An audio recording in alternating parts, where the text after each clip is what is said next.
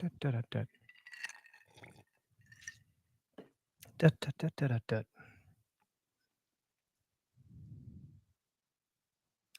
I think we're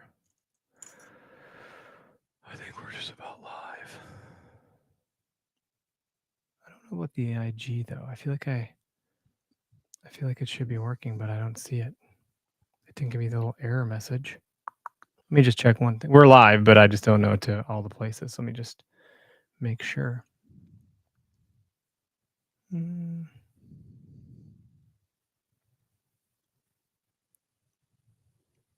Is this it? Oh, of course, I didn't do it right.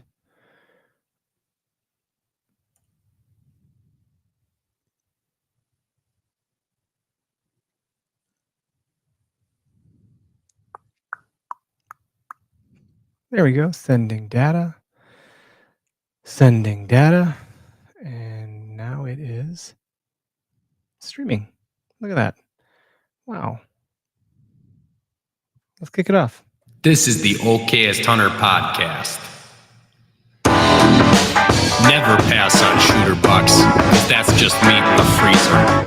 It's your tag, you hunt how you want. This is Okayest Hunter.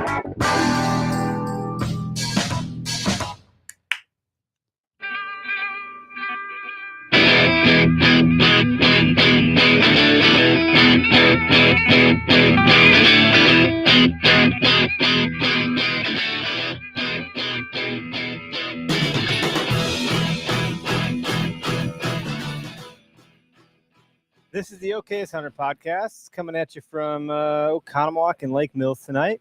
Greg's in his home office. I'm in mine, aka the Okayest Hunter podcast studio out of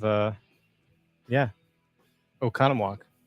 For those that don't know, I get asked a lot, where are you guys from? Where are you from? We're from Oconomowoc, kinda, in Lake Mills and West Bend if Derek pops on. But Greg, how you doing tonight, buddy? Good, man. How are you? Swell to be here doing this. It's something I've started to really look forward to because Tuesdays are very hectic. So it's nice to have this. I like our time together with you and Derek and whoever our guest ends up being, and also, our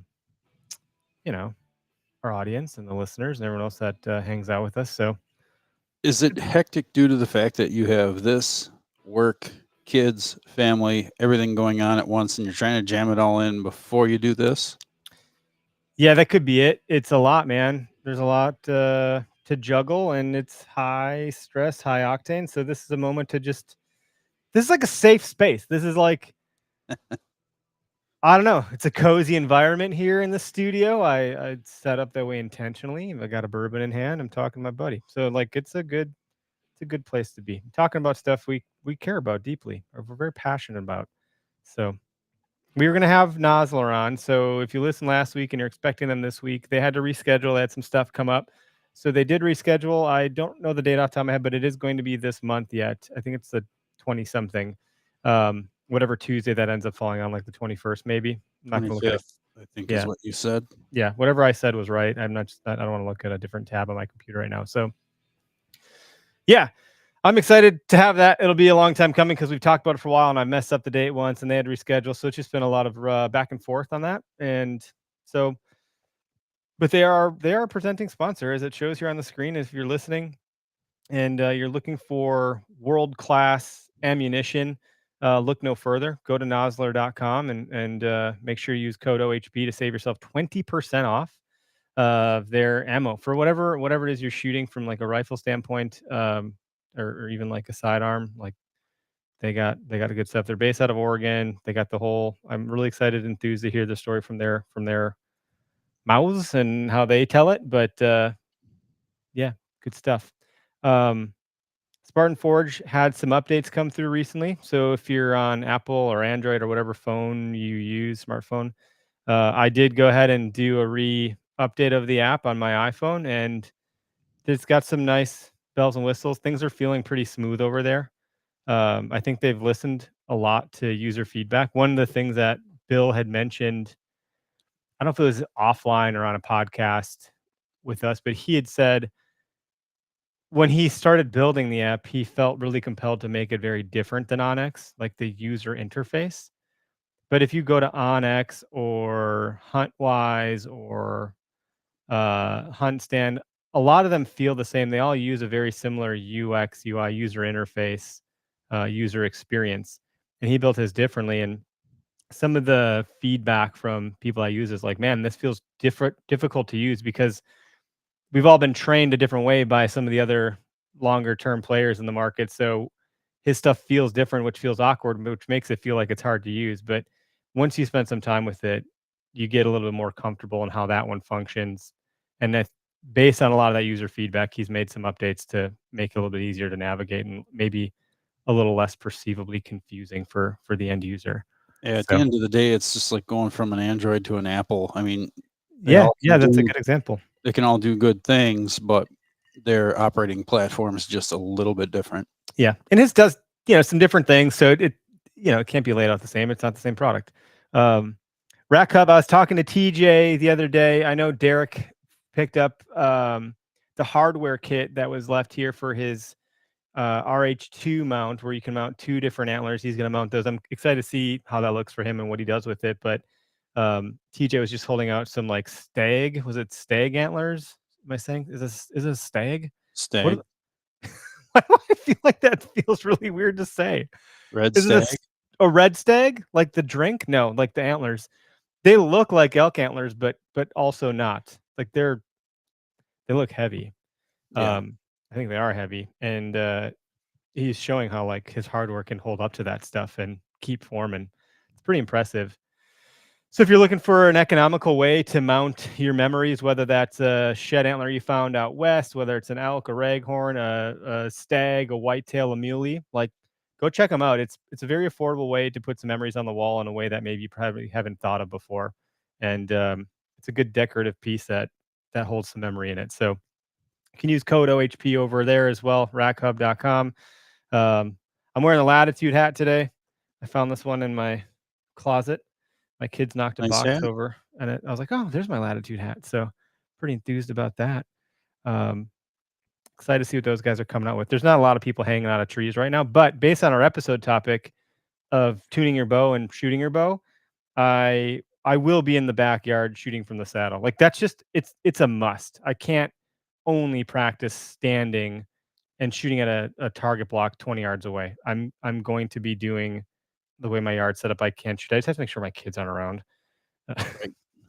Like they don't listen the best, and 2-year-old doesn't understand what's going on. I don't need them darting into the yard as I'm flinging an arrow from a tree where I can't get down and like move them personally. So it'll be hard to find that time. But yeah, anyway, you want to save some money there. Again, code OHP. I'm trying to get through the ad stuff quick. I know I changed up a little bit and said I wouldn't do this where I talk about them on the front end, but then I don't want to forget either. So we'll be talking about bear the whole time on this episode, mostly, not exclusively, but quite a bit. And Muck Boots, they're one of our newer partners, so there'll be a lot more to come from them as we get into season. We're wearing those boots. For now, I got those the clogs. They're like Crocs. They're like slippers, like rubber slippers, and I like them. They're very nice. They're durable. It's a good summer shoe because you can get them wet at the boat dock. You can get them wet with the garden hose. You can get them wet going into the creek with the kids, going fishing here and there. Wear them around the house, and they stay. It's just a nice house slipper, if you will. So again, code OHP. OHP, just put that shit on everything at the checkout process and save yourself some coin if you can. I've had someone else, I think Bo Bilo just messaged me last night saying he just pulled the trigger on a Latitude saddle and sticks. Nice. All those guys, they got a new customer thanks to the OK's 100 podcast boys. So that was cool to hear that he checked out over there and got a new saddle coming his way. Nice. I recommend the Method too. That's what I recommend. That's their flagship saddle. It's a good setup. Yeah, I'm not sure how much more you can improve on that, but if they're Time will tell. Yeah, time will tell. We'll see what they come up with. Yeah. So Greg, you've made a big switch this year. You made a big switch. Let's talk about it. You really want to talk about it? Well, I mean, yeah, let's talk about this sign right here. Let's just say we're out to prove that you don't need to hunt with a flagship bow, even though it's really nice to hunt with a flagship bow. And once you hunt with a flagship bow for a while, you go to something that's less expensive cost wise, there's going to be some sort of give and take, right? I love your give and take. You talk about give and take and everything, and it's a good way to talk about things. There's always a trade-off though. In anything you do in life, there is a trade-off. You could be having the greatest day in the world, and we've been there, just to come home at 4:45 to find out that the shit has hit the fan. What did you do? What are you talking about? I'm just saying in general. Oh, okay. I thought maybe something happened today. I was like, shit, No, man, what did we no, get into here? everything went great today. No issues. But my point is there's give and take with everything. Yeah. At the end of the day, I'm confident that if I get a deer in front of me, once I get everything set up with this, I have no doubt in my mind I'll be able to kill a deer with it. That's a good place to be. I mean, Yeah. I'm glad you feel that way. You got to I remember, mean- there's guys that have set down, $1,600 bows to go to a stick bow. Yeah, I hope to make that transition someday myself, actually. I think That'd it's be cool. doable. There's going to be a lot more work involved with that. So if you're going to do that, I would suggest doing it after the kids have grown up a bit. That's where I hope to be with it at that point, is when I have more time on my hands and I can hone in on a craft and go into another rabbit hole. I think that'll be a fun one.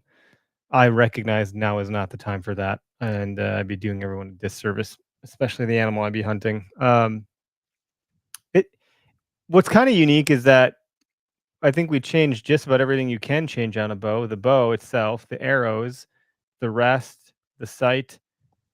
And what I find kind of cool about that is it's a very wide spectrum of things that we've shot and tried.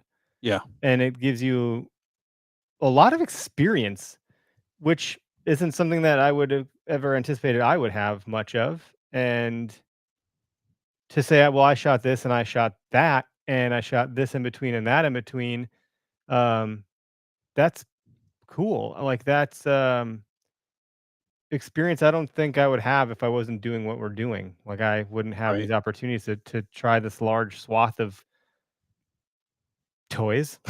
Like it's now that it's all set up, it's a toy. Now I just can't wait to I'm like jonesing to go shoot it every chance I get. Like I can't.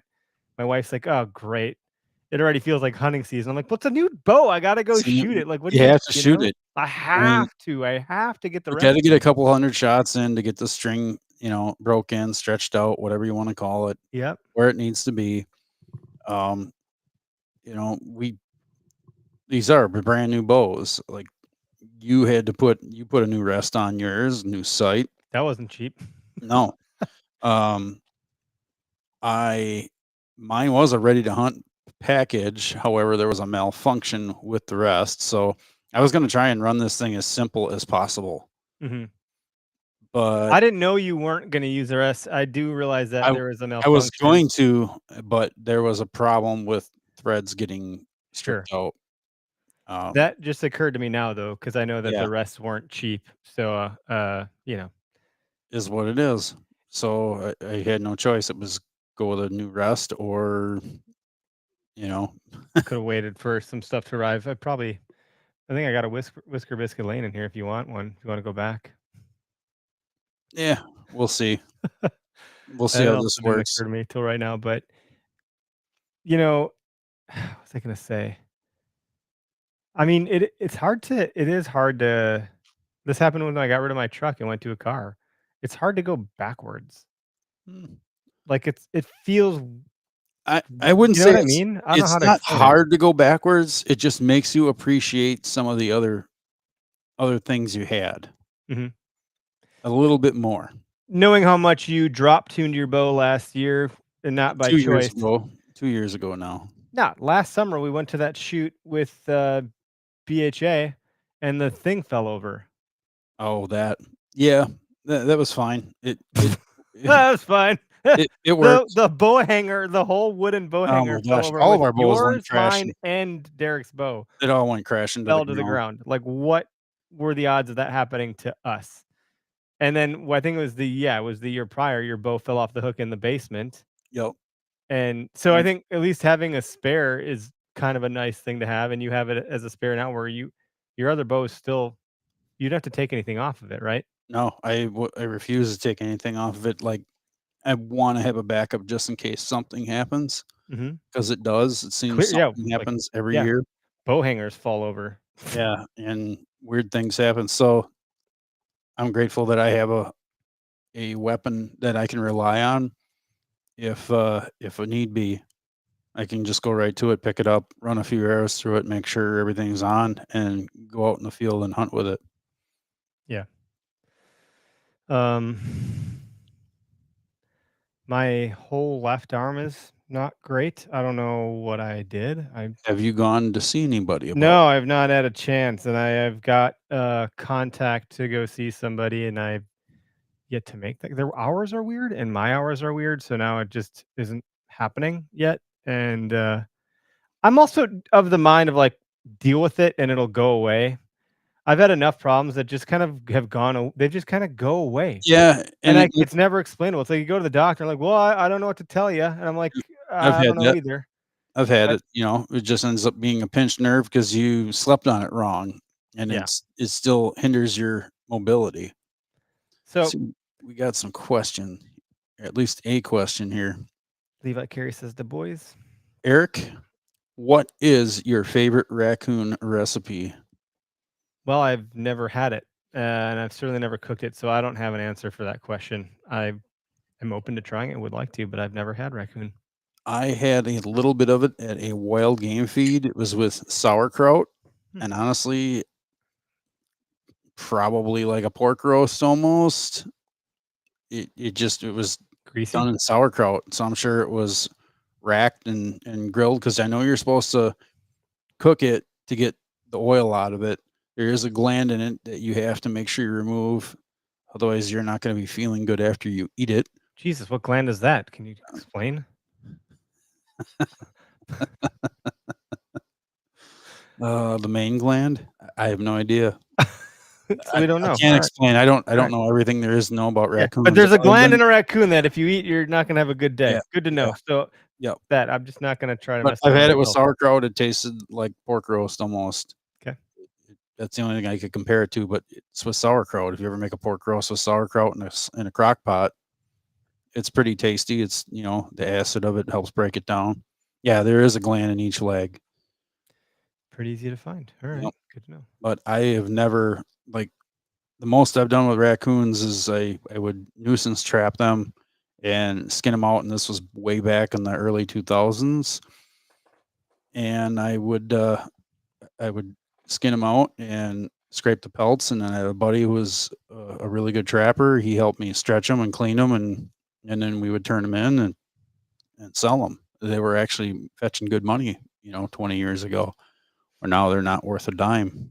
It really sucks. Yeah, interesting. Could make a good hat of a raccoon. Yeah, that's what a lot of them are going for. Uh-huh.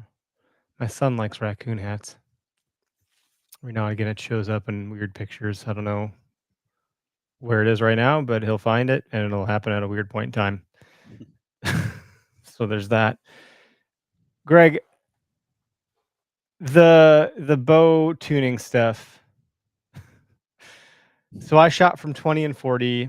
I got my 20 and 40 in up and down. My left to right still needs some adjusting because I've run out of room to adjust with the dial that's on there. So I Yeah, have to you went in like head first. Like I I would not have probably shot from 20 right away. I go closer. I usually go 5 then 10 just to make sure my left and right is on and elevation is good. So you went right in swinging at 20 yards and at least you were shooting at a pretty good sized foam block that if could one handle. Yeah. yeah, it could handle it. It dropped. I mean, my first shot, I was shooting 20 yards, but my dial was set to 50 to hit where I was aiming. So then you mark it, then you go up to 40, shoot till you hit the mark there, then you retape it so your actuals are in line. Sure. So my actuals are in line up down. My left right's really close, but it needs probably just a minor adjustment to get. But I can't make a minor adjustment because I'm out of room. So I got to like take it off, put it back on, and redo left and right, which I think I can make pretty quick work of it. Yeah, you just gotta keep in mind where you're at with it now, and then where you need to go with it. The whole follow the arrow thing, I know it's supposed to be like, well, you go the same direction. Boy, oh boy, I tell you, man, between zeroing in a rifle and zeroing in a bow, they're opposite. And because they're opposite, then I start to get opposite. And then I'm like, what is happening? I cannot keep it straight. I cannot keep it straight. And then I'm like, do I turn the dial left or right? So then I'm like figuring out, okay, then I get stuck there. Then I lose my train of thought. Then I go back. It's a total shit show. Like I need someone there to help me keep my shit together when Sure. I'm dialing this stuff in because I'm like, okay, 5 clicks, and I don't see any movement. I'm like, well, that's not moving. What's happened? Like I just, it's just a total. It's stressful for me, man. It's stressful for me because I'm always just about to mess something up. Is how I feel. Well, and what you got to remember too is you got a pivot point, and then you got a launching point, and that is where you're getting probably confused. Your pivot point needs to be brought over one way or the other to make the other match, and that's where people always get lost. So, So when people say follow the arrow, if I'm shooting, if you're shooting right, okay, let's talk about my scenario. I'm shooting All to the right by 6 to 8 inches. At what yardage? 20. Okay. So then my sight needs to move to the right. Correct. So this is how I'm gonna remember it now. Take your hand. I'm learning. No, let me Take your hand like this. Yeah. But let me hold on. I have a way I think I can remember this. Let me see Okay. if this. Tell me if this is accurate. Follow the arrow from. I was aiming at the bullseye. Use your sight to follow where the arrow actually is. Is that what that means? Because if I were gonna follow the arrow, here's what I thought. I need to follow it back to the left. It needs to go left, so move the sight to the left. And that's where I'm getting it all fucked up. Right. So if you take your hand, this is the string. Okay. Take your other hand, this is the sight. Okay. You're hitting to the right. Yes. In order to bring that back in line, you have to change the pivot point, which you can't do, or you Okay. have to change the sight. So in order to bring that over in line, you have to move right. But I moved left when I just did that little example with you. So Mhm. what just happened? He's lost. I don't know. I think I'm gonna go with my way of thinking to get to Oh, the same Just outcome. follow your arrow. Because how you explained it made me feel confused. Damn it. I think I'm just stupid. I think I'm just slow Yeah. and So if you dense. move it right, you're taking your pivot point and having to come back to So it. I would end up further. I would end up further off the. No, you would end up bringing it back to the left. I'm shooting to the right. Move I your need to move sight it to the right, Yeah. which then you have to take and move your pivot point, your string, to find the sight. You're going to be pulling to the right. Trust me. Yeah, that makes sense. But my thought was like, oh, if it needs to go left, move it left. If it needs to go right, move it right. That's how I thought follow the arrow meant.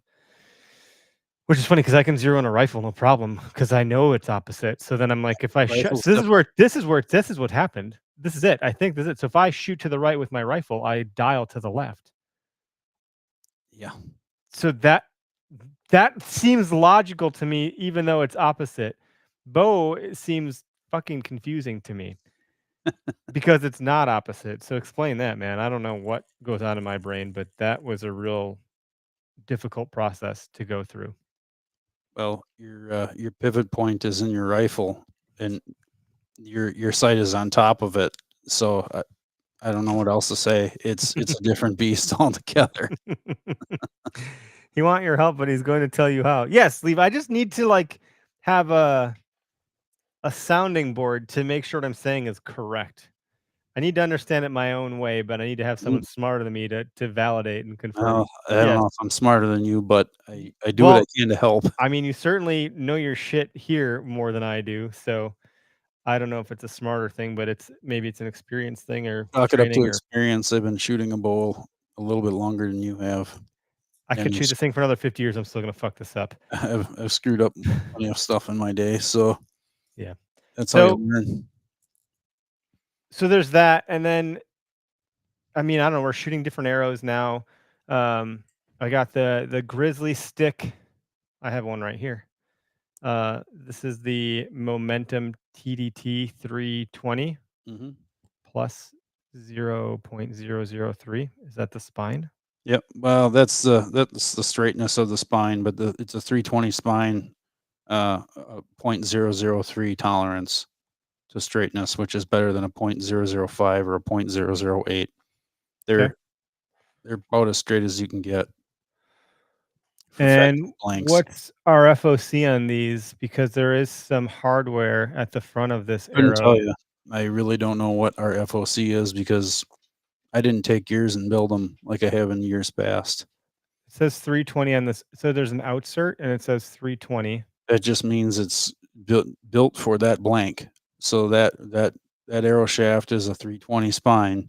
It has a certain outside diameter at the end. And by the way, those TDTs, those are a tapered shaft. So at the front, they're wider than they are at the back. Oh, really? Yep. You're not Wider really at gonna the get front. why? Because the front is like clearing the path for the back. Does that Hmm. make sense? Yeah, It's that's a wider yeah. up front and a skinnier in the back. Okay. It's cutting more wind out of the way, so it makes it more efficient, less drag. Hmm. And I So got that's the 125 grain yep. practice tip on here. So I would need to then go to 125 grouch. I think I have. I have the Samurai Yeah, I think you're shooting the broadheads. Samurai. I have them upstairs by my Yeah, hunting. they're a single bevel, nice and easy to resharpen if you put one in the dirt. I'm shooting the Masai. I think we got Derek a set of Samurais, or we got He him. was shooting those at pigs when he went out down to Texas, but they never hit any pigs with their bows. No, they never shot. I don't even know if they shot it. Yeah, I don't even know if they shot. Yeah, They use the nozzlers instead. Nosler putting down the pigs. So I mean that's a lot of new stuff to learn. Last year shooting the old method, ZMR, the Bear Legend XR, and whatever rest I've had for forever. Yeah, you had that old ripcord on there, which It seems that's to work. a very proven design. They work well. Yeah, I never had an issue with that. I don't know what I mean. What am I getting with a rest? Is it just ensuring? Because now we have a QAD. We have the same one, you and I. Yeah, the What design is the concept is the same. It's a drop away rest, and is it's it? Just jamming it when you release or when you pull back, you kind of preload it. When you let go, the inertia carries it through and allows it to drop away. There's a little bit of timing involved, but that and the gets taken timing care of. is to ensure that you're. So this is why They're Whisker in the Biscuit. rest with the fletchings. Yes, because then you don't want drag or fishtailing, or you don't want the arrow to come out and have something else impact it. And with a Whisker Biscuit, unless I mean, even if your fletchings are aligned the way they're supposed to be with a Whisker Biscuit, because there's the hard spot and the soft spots on those, it's still passing through something. So it is introducing another component in the physics of arrow flight that you probably don't want, but I don't know if the benefit of a Whisker Biscuit outweighs some of that other stuff because it's just always in place. You're not losing it, Sure. you're not dropping, it's not moving. The benefit to a Whisker Biscuit is simplicity. You know, if No I moving take you parts. no moving parts, and if I take you through the hellhole marsh and swamp places that I have, you have less chance of screwing something up there because there's String can get caught or no cable, no cable tie or anything to get caught into brush. Um, you're doing much better that way. So yeah. But then you're sacrificing maybe a little bit of you're action. But it's a sacrificing trade-off. feet per second down the range. Yeah, Mhm. I mean, if you're shooting at a deer 20 yards away, Fine, it's not right? gonna be much of a difference. If you're shooting at an elk 80 yards away, yeah, it's gonna knock some speed down, definitely. It's basically like free floating your arrow, Yeah, I see says that. Andrew in the comments. Yep. Uh I mean it's cool to talk about some of this stuff because like fundamentally I started with a Whisker Biscuit and I think that was a fine solution for me.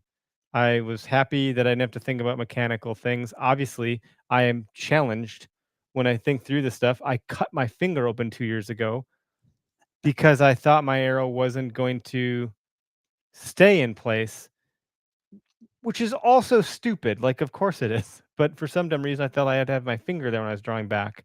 So, broadheads are sharp. Mhm. Especially that one. But so with my the new one I have and even the old one, the ripcord one, like I always lift those first. Or Yes. right when I put the arrow and I lift it, I lift it manually, even though it'll automatically rise up Yeah. when I'm drawing back. I don't like that because if your arrow wiggles around or you're at a weird angle, you miss that. You don't get it doesn't catch the arrow and the inside of where it needs to catch. And now you got a different problem on your hand. Yeah, I have always lifted and locked mine into place, so when I do come to full draw, I don't have to worry about that It's arrow already there. wobbling out. Yeah. Yeah. When I'm target practicing, I guess I don't care as much. But I'm in the field. I raise that bitch up and I'm locked and loaded, right? Like the arrow's knocked, the rest is up, locked, and it's hanging in the tree ready to go. I'm not gonna worry about that when I'm out hunting. Oh darn it. I thought I got And rid of that. yeah. Okay, hopefully that'll stop. Man, why does it do that? Like it shouldn't be ringing. I don't have my ringer on, so it's like But the it computer. is. Yeah, it's Yeah, super annoying. Everything's connected. Yep. Bring right through. We're on TikTok too. Hi Huntco. Hello. Good to see you. Um, excuse me. So I guess when you're getting about one of the comments I saw, I made a post on my personal, I think, and we did it on the OK Center thing about tuning stuff up and getting all set. But I think it was Alex Buchanan. Am I saying her last name correctly? Probably. I'm probably getting it wrong, and she's gonna shred me. But I also don't have any resources done on my phone on me. I'm not gonna open another tab. She's a feisty one on the internet, but she commented to someone, Scott Ford, who's a buddy of mine. I used to work with him back in the day. Good dude.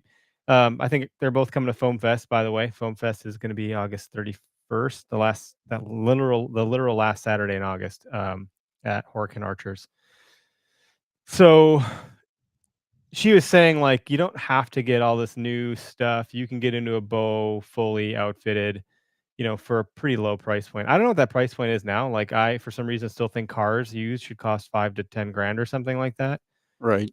And like that 5 to 10 grand 10 years ago or five to 10 years ago is now 15 to 20 grand. It's probably more like Just 20.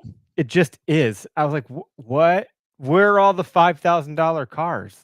There aren't any. Well, they're on their way to the They junkyard. are on their way to the junkyard. They are 250,000 miles, rust buckets. You can't get a decent used car for like under 15 to 20 grand. I mean, maybe I'm wrong. I don't think so. I spent a lot of time looking for this when I got rid of the truck. So I don't know if bows have followed the similar trajectory of economic inflation. I don't know what it like. Bear is a great partner because they have very economical price points for their bows. Yes. Like $500, a ready to hunt could be in your hand, meaning out of the box, it has everything.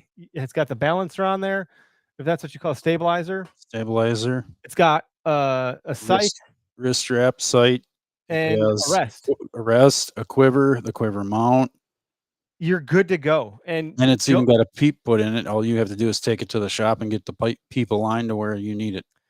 so it's pretty great. I mean, Joel, who won one of those 2 years ago at Foam Fest, because we're giving those away at Foam Fest again, even this year, he won one and out of the box brought it on the 3D course and he didn't lose a single arrow. Like that's impressive. To say ready to hunt, like I wouldn't recommend you go and do that. I would, you're gonna want to shoot it. Yeah, you need to tune it. You need to get it set for your draw Yeah. length and get the peep sight put where it needs to be in the string and have it served in properly. But what they mean is that it's fully outfitted. But it has all the it's components. outfitted with all the parts and pieces that you need to make it shoot. A buddy of mine, Chris, is getting very curious about archery and bow hunting, and the more we talk, the more he keeps asking. And now we have invites to each other's houses he's got a bow that it's not fully set up yet. I have mine that I can let him try out. So we're going to do that. We might recruit a new hunter into Cool. and hunting, a good dude. And I mean, he loves golf, so like it's gonna be hard to pull him away from golf. But nonetheless, uh, where I'm going with this is I don't know. Someone just commented. Andrew Howard said flagship in 2008 was about $1,000. That is not the case now. I mean, bottom is probably 12 to 1,500. Top line, you're paying. I mean, if Yeah. you consider getting a bow fully outfitted, you're 2 to 3 And grand. honestly, from 2008 to 2016 is when I first bought my very own first brand new bow to my credit. Every other one was used, by several years. In some cases, a decade old already. But I think mine was like almost $1,300 in 2016. So it came up a little bit in price, but not terribly, not Yeah. in comparison to what they are now. And it's all relative for the time frame. Like back then, that was still a lot of money. That's like, iPhones or whatever were $600 to $800. And like, what? And now I think they're I don't know how much they are now. Like, what are they? $1,500 for a Yeah. Yep. phone? But it's a computer and you have it with you all the time and blah blah blah. But it's commoditized, so you don't want to pay for it. Archery, the first bow I bought, so my dad gave me his Dart and Viper dual cam. I put a whisker biscuit on it and 3-pin fixed 3-pin fixate. I remember when I had to make adjustments, I had to Allen wrench each one of those single pin sights. Yep. What a pain in the ass. I will tell you, that almost got me out of archery, man. You know what's Like- even more fun, Eric, is the old school Cobra T bracket with the brass pins that were fine thread, and they had a painted pearl blue dot or red or white. Sure. They None were of the literally a none of the class. fiber optics Yep. bringing light through and all that. It wasn't even fiber optic. No. Oh man. This I remember was that came out. I was like, basic as it came. this is some space age shit. My dad showed me fiber optics. I'm like, what do you mean it's lit That up came but in the there's no light? 90s. Yeah, I remember seeing it. I was so enthralled. I was like, that's the coolest thing I'd And ever seen. And all they were little pieces of fiber optic plastic. Yeah. Clear plastic that were green or yellow or Yep. orange. Pink, whatever, yeah. And yeah, pink. And they literally pushed into the end of that fine thread pin. Yeah. And all you had to do is walk through the brush and break them off. You'd break them They off. broke off. Yeah, mine All the got time. brittle and broke. And so not only that, you're making these sloppy adjustments with an Allen wrench every time. There's no clicking. It's just like a free fall. If you go too far, I'm like, shit, where was I? Then I learned I had to mark things. It was a shit show. But then my bow that I got after that, I bought my first bow from my buddy Dave, who lives up north now. And he had bought too many bows because he was on a Craigslist freaking extravaganza bender. He's like, dude, I have too many bows. I need to sell one before my wife finds it. I'll sell you this Bear Empire for $150. It had the sight, it had the rest, it had the stabilizer. I already had a release, and I was set. And that's the first bow I killed anything with. And I killed, a few deer with that bow, including my first buck. So like, it was a single cam bow. It didn't have a ton of like speed, but it was quiet because that single cam, and Yeah. it was comfortable for me. I liked it. I just My first bow was a single cam bow also. It was I think I was a sophomore in high school. I bought it off of a guy in my metal shop class. Like, he was a guy that would go out and buy a new bow and get another one the next year. So I got it at a pretty decent deal, but it was a single cam Matthews Feather Max. So Yeah. I had that deer all the way that bow all the way into my 20s and shot my first deer with it. And then moved on from it to a Matthews Adrenaline, which is also another single cam bow, and very forgiving and easy pulling back. can't believe we referred you to from Matthews to Bear. Kind of didn't have a choice now, did I? You totally did. Derek got a choice. He said, no, I'm good. But I'm happy to support them, and they seem to be happy to support us. And I couldn't be more enthused. Like I align with their mission and their ethos, and I love that Fred Bear's mission was to get a bow in everyone's hand, and their price points reflect that in today's economy. Like, it's doable. My kids shoot bears right now. They have 2 Bear youth bows with Bear arrows that they're shooting into a target block. Like, Bear is a brand that I feel like I grew up with in some way for some reason. Well, same here. There was Bear Jennings way back when, and I had a Jennings Black Lightning that I shot from age 11 all the way to 15, I think. That's when I bought the Matthews. Yeah. Matthews has I think they have a good brand. I think one of the things that Alex said in the comment that I was referring to is just the price point at what you can get into a bow. So I don't know what Mhm. that looks like now, but look, I got into one fully outfitted for $150 because a buddy had to drop it like it was hot before his wife came home and Yeah, both in the garage. So maybe that was unique, but but even Craigslist isn't a thing. Facebook Marketplace is, I think you could get a fully outfitted bow for a great price used if it's a few generations old and still just a great bow. Maybe you have to pay for a new string or something like that. That's a fine way to get started. Um, if you go to buy new, you're gonna have to buy all the bells and whistles to get it ready to go. right. Well, you can get a Bear Adapt compound bow all packaged up, ready to go. The ready to hunt package. The adapts are what the hunting public guys helped design and use. That bow is Yeah. really forgiving. That's why At they at Shields, it's $549. geez, that's great. That's cheap. For $550, you can get into a pretty it's ready to hunt. You Yep. just gotta go put the time in at the range, get it tuned and get it dialed in and get arrows and broadheads and What's the bottom of Matthew's price point? Like what oh, just let's I'm see. and it's not a pit against it. I'm not even gonna talk about No. Hoyt because I don't give two shits about Hoyt. Nothing against him. It's not my jam. Oh, you Never got been Matthews PSC. I mean, Matthews and Hoyt are probably up there as what most expensive. what's the Elite Archery is one I've heard of. That's a good price Elite. point. Yeah, their business model's just a little bit different than everybody's, and that's why they can keep their price point probably more competitive. I haven't looked into their business model. That's interesting. But what I was gonna say is like it's like a new truck. All the brands are pretty good. At a certain price point, I don't think you're gonna have like what used to exist back in the day where like Fords were a pile of poos and Chevys were good and like I think I think those days have passed. I think we've reached a level of technological advancement that most everything you're gonna buy at a certain price point is pretty damn good. It's just a matter of what your preference points are. Do you want the leather seats, heated steering wheel, the power windows? What is it that you want that's gonna make you feel comfortable and confident with something? That's where I think the dollars will start to jump in major ways. Uh, that's my opinion. Yeah. But I, Well, if you're and talking about like company business models and missions and so forth, again, it's Bear for me all day. Like I don't hear about Matthew's mission. I don't even know what it is. I don't hear about Hoyt's mission. I don't even know what it is.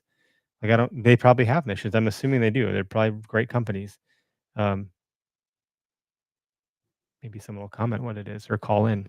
yeah, I mean, Matthews probably changes their mission statement every so often. It all goes off of marketing, but It's like the Marine to be Corps. fair, The you're Marine Corps not has had the same uniform since the beginning of the Marine Corps. And every other branch has changed out their uniforms all the time to be modern and with the times, but not the Marine Corps. It's the same dress blues all the time. It's tried and true. Did I just compare Bear to the Marines? Maybe. hmm, well, just doing some digging here, like I'm not really finding pricing on Matthews because they usually go through Matthews exclusive dealers. Hmm. You're definitely not going to Cabela's or Bass Pro to buy a Matthews bow You got to because go to an archery yeah, shop. they require people with a certain skill level to be able to properly tune those bows and work on them. Hmm. You're not going to buy parts from Matthews. If you break something, you have to go through a dealer. Where Bear's just, because of its price point and they're trying to get more out there, they're available in more places like Shields.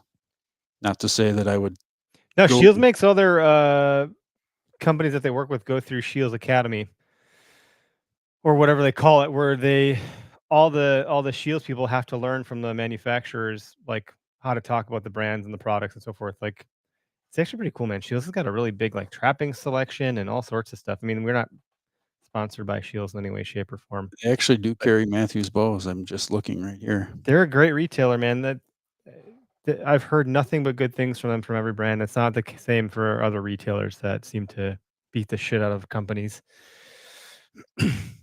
And for the consumer, it's a good experience too. I wish there was one closer to home here. Yeah, you got to go away to Appleton to get to it, but you can try on different boots and different brands of camo that are, typically high end. Mm-hmm.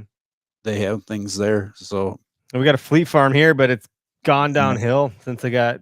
I bought up don't by even think it private was equity. it was never uphill, it was never on the hill. There The was a store has always been, yeah. look, it's big, but they don't have jack shit in it. No, There's the one in nothing. Waukesha, and well, there was one in Germantown that always had a lot of stuff. Germantown was always the best one Yeah, by far.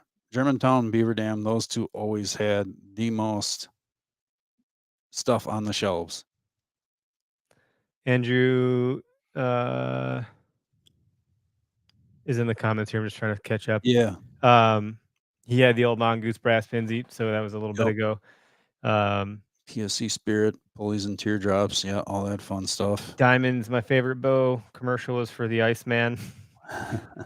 There isn't much they can tell you these days. With archery tackle, I feel like showing people works better. So I think that's why influencer marketing seems to be the way.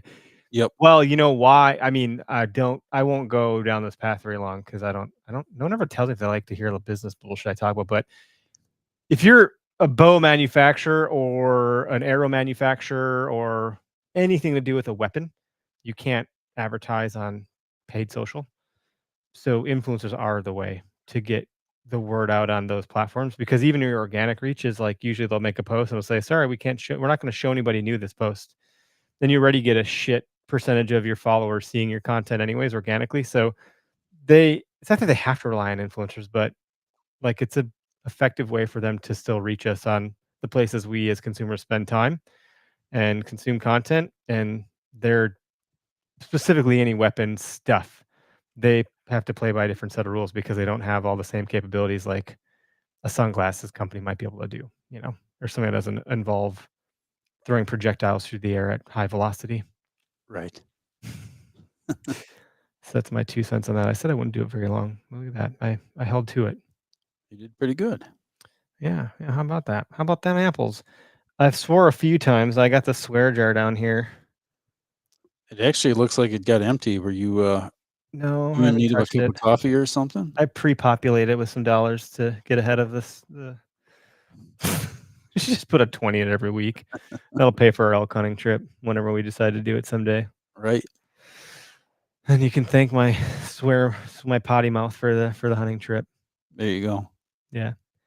Who ever thought you'd be able to swear as much as I do, and it's okay? Well, you offend a few, but they either get over it or they move on. Yeah, something like that. I thought I had a beep in here. I thought I had a. You know what, Greg? Go yourself. Like I could totally beep it out. I guess you have one too. See. Mm-hmm. Maybe I should have that on the ready more frequently. So, but it's like I don't know that I'm going to swear. It just slips right out. I can't even help it. It's really hard to control. Have you been putting into the Wisconsin elk? No, but I probably should, because I mean the chances of winning are slim to none. But if you won, it'd be freaking great. Yeah, be able to check it off your list. Got to go hunt elk in the home state. It'd be an easier trip than going anywhere else to go do it. It's way cheaper. Well, I mean, and you kind of know where they are. Like, there's two areas, and they're just, I don't know if you read that study. I just kind of skimmed through part of it, but it sounds like they're going to open up the hunt area to the southern unit, which is around Black River Falls. Okay. So the herd's growing and expanding and moving? Yeah. Well, those are the elk that they're finding roaming around down this way every once in a while. They're coming from there. Cool. They're big animals. I don't know. Yeah. Be a lot of meat. It'd be really cool to have an elk in the freezer. Certainly would. Be good eating. You don't feel bad if you miss out on a deer. Yeah, no, definitely not. That would be a good excuse for pitching to my wife and family about going on an elk hunt. Is like, well, I mean, this way, if I get an elk, we got lots of meat. And now I don't have to worry about deer hunting as much, which wouldn't be true. I'd get the whitetail fever the second I'm back in my home state. But have you ever eaten it? I have. I like it. Mm-hmm. Yeah, it's delicious. makes awesome burgers. And I had a guy I worked with. He hooked me up with, I don't know, 4 or 5 pounds of burger, all ground, ready to go, and that was awesome. And then I also had a roast, which I just slow cooked. I didn't know what else to do with it, and I slow cooked it, and it was awesome with carrots and potatoes. That's a hearty Yeah. meal. Do you? I mean, we have a little bit of time left. Do you feel like you could quickly cover on? I know you don't have time right now to go and do it per se, but it would be a good exercise to head to your house. And I know you're using the Paper Tuners product. I would love to throw some bear shaft arrows, or I don't know if it's bear shaft tuning. Bear shaft There tuning is the that's prerequisite to paper tuning, but I think paper yeah. tuning would be plenty for me. Yeah, I think with the time frame we have, we're gonna have to just paper tune what you have. The right way would be to start all over, you know, the right way would be to start all over. Strip your arrows of their fletchings, clean them up, and start bear shaft tuning. Now that's gonna send you down a whole nother rabbit hole of possible confusion and a whole lot of frustration. And you're not just tuning one, you're tuning multiple arrows, or you're trying to tune your bow, get that thing squared away first, and then you're trying to find the inconsistencies in the arrows and tune that out of the arrows, if that makes sense. Whether that's truing up the ends differently, changing point weights, that's a huge undertaking. Like, you could spend all summer dinking around trying to tune a dozen Well, that's arrows. a lot of reps too, and so you have to It watch your is. timing too, because if you do it for an extended period at a time, you could be introducing fatigue, which could be skewing your results. So, like, you Yeah. can only get so many shots fired Right. before you start, like, it's like a hot barrel, it's a oh my gosh, a Sore sore shoulder. shoulder. Well, that was hard to say. And that'll have now you're, wobbling all over trying to hold her steady, and you can't, which is my problem that I had when we were out the other day. You're like, "You need to rest." I'm like, "No, I know, but I also wanna shoot," and it was tricky for me. It was a hard day. Yeah. Yeah, without being 100% right on the money. I mean, the arrows were as good as they were gonna get, you know, .003 tolerance. It's a pretty straight arrow. Yeah. Um, your spine is probably right where it needs to be for, we'll say, 65 pounds, because I know your bow is not set at a full 70. No, I forgot what he did it to, but whatever we had it at first, I was like, "You gotta drop it down. It's too painful. I can't, do this consistently." And so I think, yeah, maybe it's at 60 or 65. And Okay. it's definitely shooting slower than yours, and I think it's certainly capable of shooting faster, Yep. but I'm not in a spot right now with this debacle is on my damn left arm to be able to draw that back without fear of, like, having a problem. Yeah. Mine was ripping them out there pretty good. I had to make an adjustment. We made a slight adjustment to the rest, and then I started to notice a bit of a fishtail. So that arrow was I just never adjusted the rest. So doing you think something. was your rest off left to right where it was hitting the fletching? Is that what you're saying? No, it wasn't. It was just point of impact. I was running out of room to adjust my sight. So we gave just a slight nudge to the rest, and then things started going wacky. So I'm going to have to probably bring it back more to center, because he did a great job of centering the rest into the riser with the string. Everything was looking good there, and it just was running out of adjustment room with that sight. Okay. Um, But the paper tuner will be the ultimate test. Shoot through the paper and see how really bad we are, and then we can go, okay, we know we got to move the rest back to the right. Once we get that punching what's your main holes, adjustment when you're doing paper tuning? Like, depending on what you see, a fishtail or whatever, what are the things that, what like, I are can, what culprits by and large? yeah, what I can do in my basement is just adjust rest height. So windage and elevation are all I can adjust out of the rest. I can adjust on the sight too, but really, when you're paper tuning, you you're changing trajectory and causing interference from the launch point. So if you're not directly straight on, say you're canted just a little bit by moving that rest over, you're pushing it almost sideways a little bit, and that's what's going to cause an arrow to fishtail or nose down or nose up. It's launching So point. rest is the main Yeah, thing and I can see the one I have on the wall over it's here, that, and then you know. Twisting cables to preload limbs to reposition your string point. Because when you're twisting cables, you're actually taking a cam. Say if it were straight and you twisted the cable on this side to load up, it'll actually put more tension on it and tip the cam a little bit, changing your string angle. There's a lot of things that All we could right. go off. Well, Yeah, I see, give up. yep, Yeah. we lost you already. No, I would just be like, what Like a the fork in him, he's done.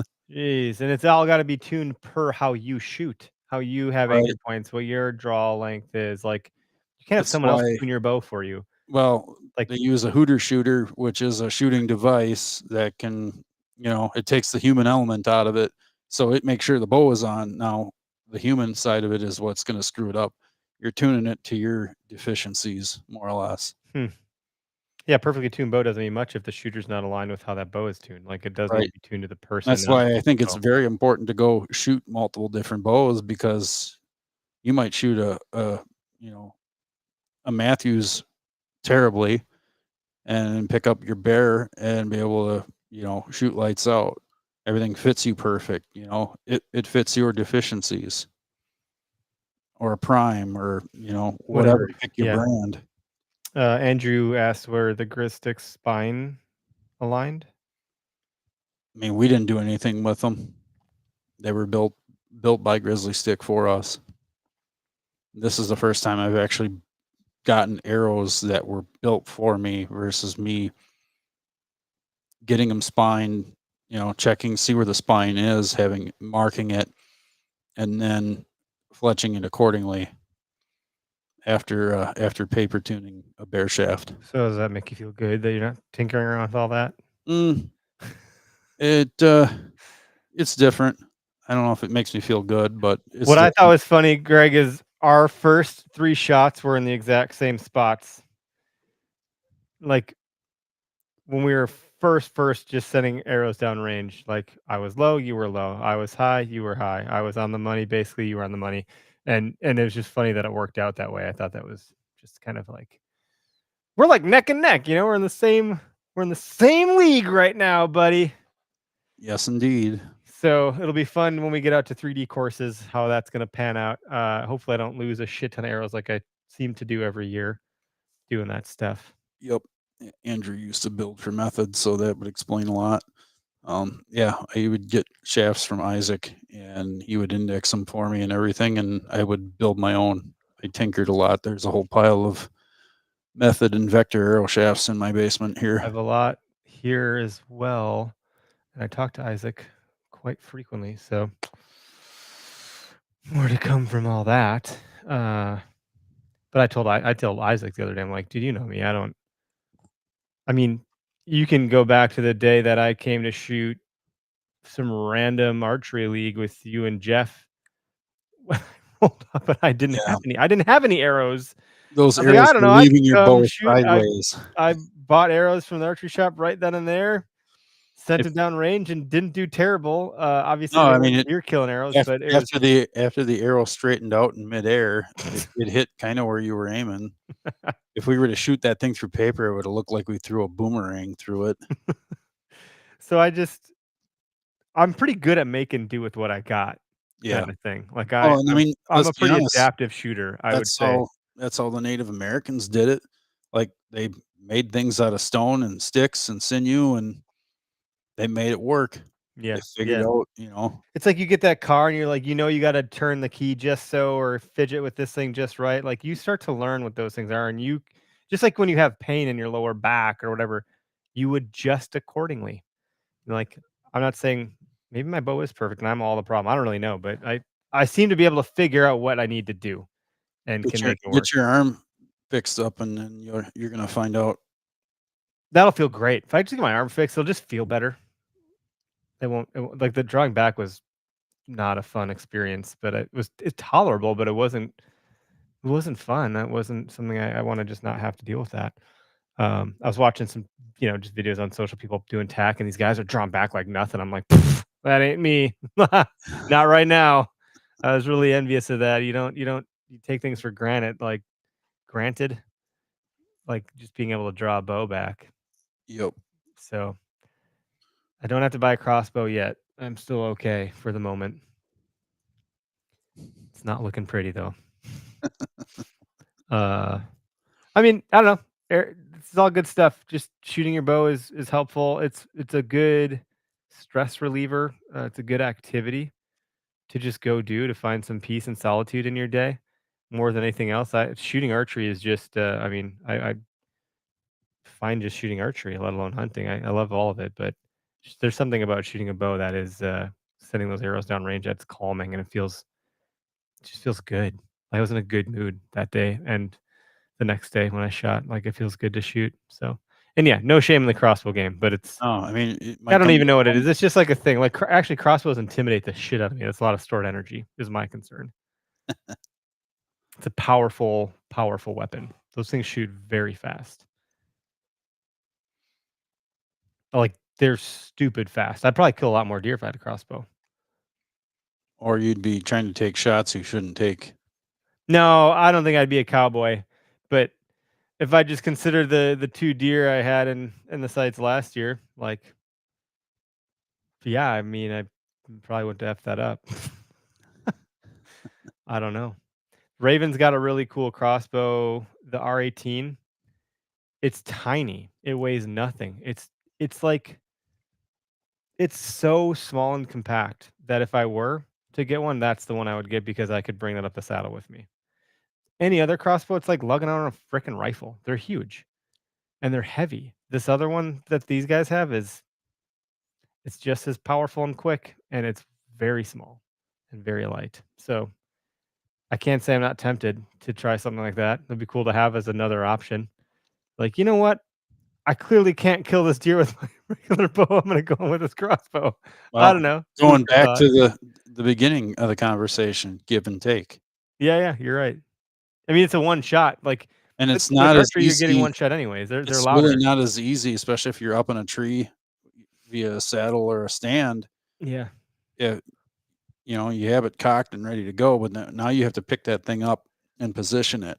You got to have it in your shoulder, and you got to pivot your waist and your torso in such a way that you can, I guess you got to do that with your bow too, but it feels Yeah. different. I don't know.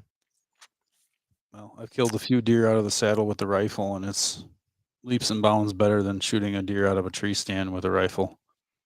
So you could be the first on social to push an Ashby special bolt. Is there a bolt for crossbows by Ashby that I'm not aware of? No, but where there's a will, there's a way. Oh boy. I don't know why they call them a bolt, but you can't shoot those things into regular Half 3D an arrow. targets. No, They you're not- go so fast. They like melt into the target. You can't pull them out. You got to shoot into special targets with those, Yeah. or hay or whatever. Like those things are. I mean, it's pretty freaking crazy. But if I learned that crossbows, I mean, they need to be stored not cocked back. And there's an equation that, and I don't know if there's like a rule of thumb, but they will break or they will blow up, and people will be like, "Hey, I only shot this thing once. Like, how on earth did it break?" It's like, well, you stored it cocked, Yeah. and every minute it's cocked or every hour it's cocked counts for X amount of shots because you're putting stress on the hardware, on the strings, on the limbs. Yep. And so if it's cocked back for a long time, you're stressing out the components at an accelerated rate. So it's weird because if you go on a hunt, like, yeah, you'd probably want to cock it back. I don't think you'd cock it back before you get to your spot, but maybe you would, because like, what if you see something? So then there's maybe that decision-making battle you got to go through. Then you get to the tree, then you cock it back, maybe once you're positioned or up or tethered in. And then that whole duration of the hunt counts for X amount of shots because of the stored energy. So even though you maybe have only shot it once, literally, or never, it still will have had a number of wear and tear on it, number of like shot like wear and tear on it. So people will be like, I never even shot this thing and it broke on me. Piece of shit. It's like, well, how long did you have a cock back? Well, I put it away in my bow case in September and opened up in August and it broke. It's like, well, yeah, you can't do that. Yeah, you were preloading it the entire time. Yeah. So PSA for anybody out there with crossbows, don't store them cocked, and realize that a cocked or an engaged crossbow is the equivalent. You have to look up the number, but there's an equivalency that exists there of like X amount of shots. So fun, good topic, Greg. Thanks for walking me through all this stuff. Yeah. I did a pretty good job of confusing the hell out of you. It's not difficult to do for me. Not at all. No calls. The hell, guys, gals. Busy. Calls. Fishing weather. Maybe. Yeah, it's raining, but I suppose that is fishing weather if you got the right rain gear. Fish don't know the difference. They're always wet anyway. Barometric pressure would say otherwise. Yep. But, well, you got an OK's Fisher podcast dropping soon. I got to put that out for you. Mm-hmm. Did you get the artwork in there? Nope, but I will. There we go. Once that's done, it's done. We got podcasts dropping all week, every week, from all the shows on our network. We got 10 of them on the network, from Camp OK's with Ritter. That's our most recent one, talking about all sorts of things outdoors, to OK's Fishing with Greg and Matt.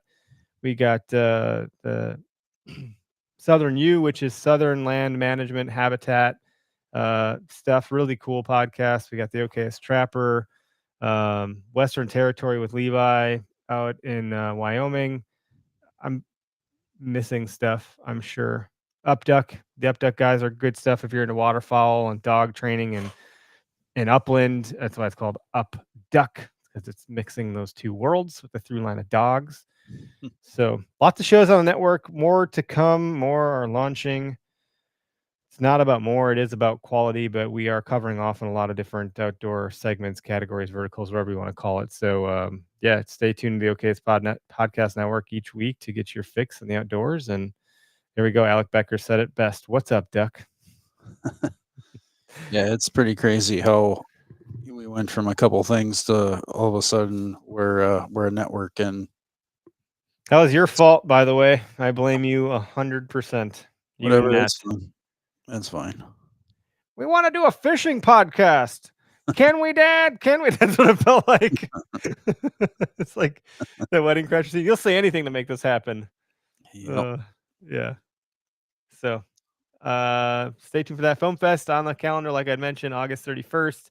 Should be a good time. We're giving away a couple of Bear bows, a whole bunch of gear from our partners, potentially non-partners as well. We have a lot of other brands that seem to enjoy chit-chatting with us every now and again, and we'd be happy to help our listeners out and the people that want to come and attend. So I suspect it'll be a good smorgasbord or cornucopia of gear you can win there. And obviously shoot your bow, have fun, hang out, drink a couple beers, and just have a good time. Hopefully weather is cooperative. It has been the last 2 years in a row, fortunately. A little bit of rain both times, but not till the end, and it wasn't bad. So I think I covered everything that I'm supposed to cover. Cool. Well, thanks for tuning in, folks. You have a good week. Hopefully you enjoyed this episode. Next week, we're going to talk about how to chug a beer. A chug of beer. I'll be in Texas next week, so that'll be fun. Cool. We'll find a guest for next week. If anyone's got any ideas, thoughts, inspiration, you can always shoot us a message on Instagram through our DM. If you're not on IG, where we spend a lot of time as a brand, you can always just email us at sales@okshunter.com, or you can go to our website, okshunter.com, and send an email through our forum post submission and poke around over there. Our Can't Eat the Horn hats are going to be back in stock end of this month, end of June, early July, somewhere in there. So stand by, stay tuned. We've been out of inventory on those for some time, but we redid our supply chain and found some new vendors. So it's taken a little bit of time to get that all buttoned up, but we had to do a lot of quality control on that. So hopefully that's coming back soon. Thanks for the chat. Next week's for sure call-in special. Yeah. I don't, Greg, you know that show? Maybe you don't know. It was Epic Mealtime on YouTube a long time ago. They would end every show by being like, next week, we glass. It's like, but they never did the thing that they said. It was just like this really funny thing to end the show. So I feel like I want to be like, next week we're gonna talk to a bobcat. As long as you don't say something weird like we're going to attempt to milk a bobcat. Next week we're gonna milk. I got nipples, fucker. Can you milk me? Oh, jeez Louise. I was gonna say Greg, but you're not gonna be here, so keep your nipples to yourself. That's right. Yeah. All right, guys, gals, have a good week. Thanks for tuning in. We'll catch you later. Keep your shirt on.